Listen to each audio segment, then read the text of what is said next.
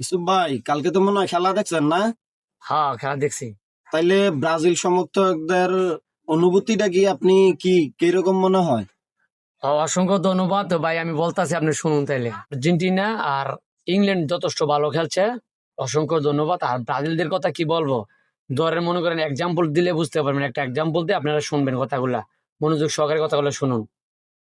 মনে করেন শহর থেকে একটা লোক দেশে বেড়াইতে আসছে, গ্রামে বেড়াইতে আসছে। এখন শহরের লোক আর গ্রামের যে থাকে বসবাস করে তাদের সাথে একটা মন মানিল্য ঝগড়া হয়েছে। তখন শহরের লোকে বলতেছে গ্রামের ছেড়ারে, বলতেছে তোর মায়ের বাবা একটা দেতু দেখি, তো এক ঘুষা দিছে। তো আবার বলছে যে তোর মায়ের বাবা আরেকটা দেতু দেখি, এমন করতেও তোর আত্মরাই করে লাইছে।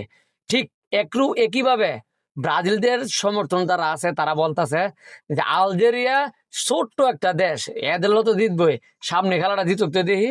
তো সামনে খেলাটা দিচ্ছে, এমন করতে করতে আপনার মিশরের কাছে আসছে, মিশর লগত দিচ্ছে। মিশরের কাছে লগত দিতে পরে কয় এ দুর্বল রাষ্ট্রের লগত ঠিকই জিতবো, 2 নাম্বারই করে চুরি বাটপারি করে দিচ্ছে। এখন দেখি ইংল্যান্ডের লগে দিতে পারে কিনা। তো ইংল্যান্ডের লগত দিতে গেছে, এখন কি কইবা? এখন কইবা যে তোমরা ইয়ার লগত দিত, হ্যাঁ, এ ভাইসালি ভাইসে